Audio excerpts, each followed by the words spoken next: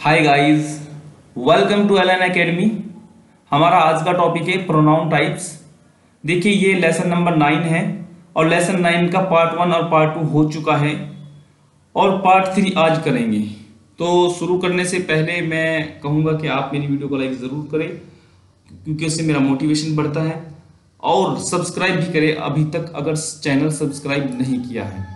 Okay, देखिए यहाँ पर काइंड्स ऑफ प्रोनाउन, तो यहाँ पर 10 तरह के प्रोनाउन लिखे हुए हैं आपके सामने। दो मैं पिछले पार्ट में पूरे कर दिए थे, ये और ये, तो अभी मैं यहाँ ये 6 ये करने वाला हूँ आज, ठीक है, इस पार्ट में। ठीक है, तो पहला देखिए यहाँ पर एम्फेटिक प्रोनाउन।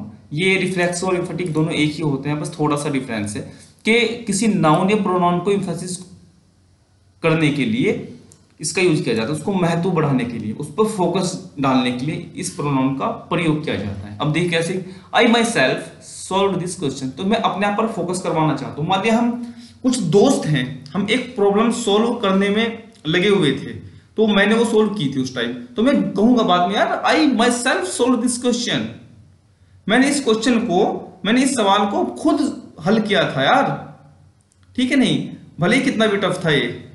ओके, तो इस तरह से मतलब किसी चीज को फोकस करवाने के लिए इस प्रोनाउन का यूज किया जाता है। आप एग्जांपल्स पढ़ लीजिए प्रैक्टिस के लिए और चिल्ला चिल्लाकर पढ़िए, मतलब लाउडली पढ़िए थोड़ा, ताकि आपकी स्पीकिंग भी साथ साथ अच्छी हो सके, फ्लुएंसी आ सके आपकी स्पीकिंग में। ओके, तो देखिए आगे देखिए, रेसिप्रोकल प्रोनाउन भी कुछ नहीं होता, each other and one another, ये जो होते हैं ये वर्ड होते हैं, ये ग्रुप ऑफ वर्ड है जो भी हम कह सकते हैं। तो देखिए इन्हें ही हम क्या कहते हैं, रेसिप्रोकल, मतलब परस्पर संबंध बताते हैं, आपस में ये क्या संबंध बताते हैं, आपस में एक रिश्ता बताते हैं ये। देखिए एग्जांपल से आप देखिए, यहां से आप नोट्स बनाने के लिए ये सब कुछ लिखा हुआ है, आप अपनी नोटबुक में नोट कर सकते हैं, एक किताबी भाषा जो होती है उसमें। तो the two friends quarrelled with each other, एक दूसरे के साथ आपस में, ठीक है ना, झगड़ गए दो दोस्त। ओके, तो इसी तरह से इसमें कुछ भी नहीं है रेसिप्रोकल प्रोनाउन में, मैं ज्यादा टाइम वेस्ट नहीं करूंगा।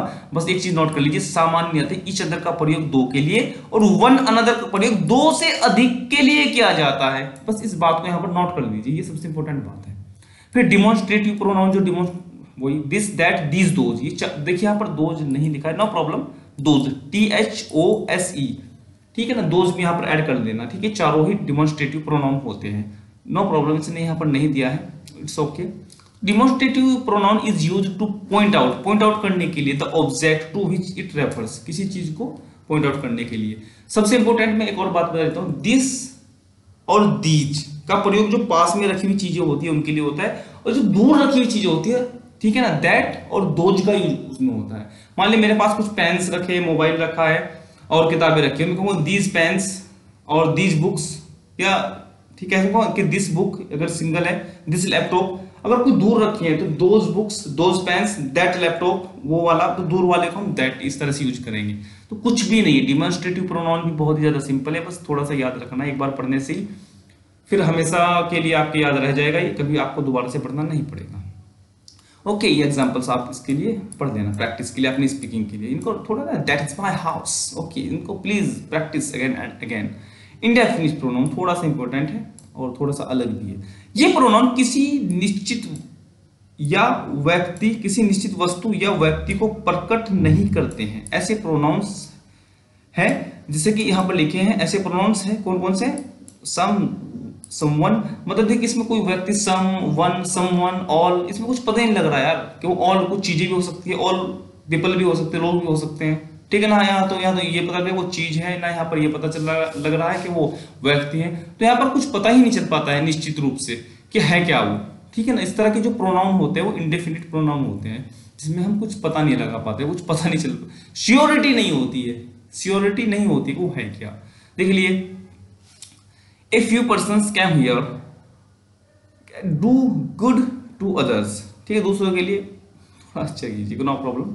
तो देखिए यहाँ पर एग्जांपल्स में भी वही चीज है, इनके यूज दिखाए गए हैं, ठीक है। ऊपर जो है ना हम कोई थ्योरी लिख देते हैं, फिर उसके नीचे एग्जांपल्स देते हैं अंडरस्टैंडिंग के लिए, यही एक तरीका होता है, और बाद में काम कहाँ आने वाला है ये सब कुछ अंडरस्टैंडिंग के लिए। कभी हम किसी इंटरव्यू में जाते हैं, वहाँ पूछ सकते हैं, या फिर कॉम्पिटिटिव एग्जाम में बैठते हैं, वहाँ पर कुछ इस तरह के सवाल आते हैं छोटे छोटे कि अंडरलाइन की, जिसमें से ये इंडेफिनिट प्रोनाउन क्या है, कौन सा है, इससे कुछ क्वालिटी पूछ लेगा, तो वहाँ पर आप फंस जाते हो। यहाँ पढ़ने में बहुत ज़्यादा आसान लगते हैं ये सब, लेकिन इनको याद रखना इतना आसान नहीं रहता है, बार बार रिविजन करना पड़ता है। देखिए इसने यही कहा कि इंडेफिनिट के बारे में, अनिश्चितता है कुछ। If your plans for this weekend are indefinite, मतलब अनिश्चित है तो मतलब निश्चित नहीं है, not definite, then you are not sure, तो आप श्योर ही नहीं हो यार क्या होना है, क्या क्या करना है। तो an indefinite pronoun is one that doesn't refer to a specific person और थिंग, वही लिखा है रेफर टू, ओके, जो हिंदी में लिखा था। दैट डजंट रेफर मतलब किसी स्पेसिफिक इंसान को, व्यक्ति को और चीजों को नहीं ये दर्शाता है। ओके, देखिए यहाँ पर कुछ मैंने रेक्टेबल में अलग अलग रख दिया, ये सिंगुलर में होते हैं, ठीक है, ये प्लूरल में होते हैं, और ये सिंगुलर और प्लूरल वो सेंटेंस के अकॉर्डिंग, सब्जेक्ट के अकॉर्डिंग ही यूज किया जाएगा। कोई नहीं, इनको ध्यान से देख लेना और जैसे आप प्रैक्टिस करते रहेंगे, रीडिंग्स करते रहेंगे, सब क्लियर हो जाएंगे। ओके, वैसे भी हम एक्सरसाइज करने वाले हैं बाद में, चिंता करने की जरूरत नहीं है। ओके, इंटरोगेटिव प्रोनाउन ये कुछ भी नहीं होते यार, वही जो सवाल पूछने के लिए हम बचपन से पढ़ते हुए आ रहे हैं वही है, who is he, what is that, ठीक है, who, whom, whose, which, what, interrogative pronouns है, इनको थोड़ा सा दिमाग में डाल लेना अपने। ओके, तो देखिए यहाँ पर ये चीज नोट करने वाली है, यहाँ पर ये इंपॉर्टेंट चीज है, ये कुछ नहीं है, लिखा है, फिर इसके एग्जांपल्स यहाँ पे इसने दिए हुए हैं और कुछ भी नहीं है यहाँ पर, ठीक है।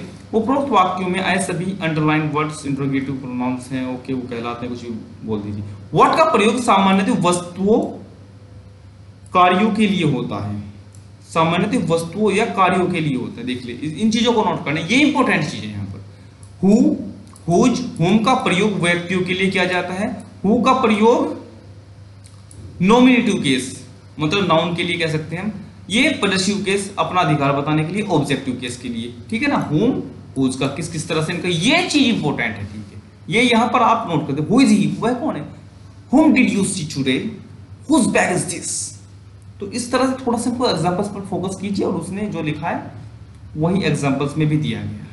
विच का प्रयोग व्यक्ति एवं वस्तु के लिए सिलेक्शन, चूज करना, कोई चीज उनमें से चूज करना, सेलेक्ट करना, चॉइस करना के लिए किया जाता है, कैसे, which is your umbrella, what book is yours, okay, तो इसी तरह से वही वो लिखता है, क्योंकि यहाँ पर है कुछ नहीं, समझना इस टाइम जब आप इसको पढ़ोगे, इस वीडियो लेक्चर को देख रहे होंगे, समझना बहुत ही आसान है, थोड़ा सा याद रखना मुश्किल है, तो उसके लिए बार बार देखिए, बार नोट्स बनाइए, रिवाइज कीजिए।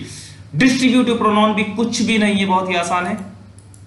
ओके, ईच, एवरी, ईदर एवं नीदर डिस्ट्रीब्यूटिव प्रोनाउंस है, ये प्रोनाउंस एक व्यक्ति, वस्तु, वन एट ए टाइम को व्यक्त करते हैं, वन एट ए टाइम, ठीक है ना, अतः ये सिंगुलर होते हैं। एक बात ये चीज नोट करने वाली, क्या होते हैं, सिंगुलर होते हैं, इनके साथ हमेशा सिंगुलर वर्ब का प्रयोग होता है, ये चीज नोट करने वाली इंपॉर्टेंट बात है। और फिर ये एग्जांपल्स में वही किया हुआ है, देखिए, each of the students gets a prize, देखिए present indefinite GET, get, get के साथ S लगा हुआ है क्योंकि सिंगुलर मान लिया गया है। इसी तरह से आप ये 5-6 एग्जाम्पल जो लिखे पढ़ लेना, और किसी की हिंदी समझ नहीं आएगी तो करता दाता, हमारा दाता वही है कौन, गूगल ट्रांसलेट, वहां पर टाइप कर दीजिए, हिंदी मिल जाएगी। ये नोट्स, फिर वही बात मैं कहता हूँ कि ये इंपॉर्टेंट है, नोट्स, इसमें कुछ चीज नोट करना।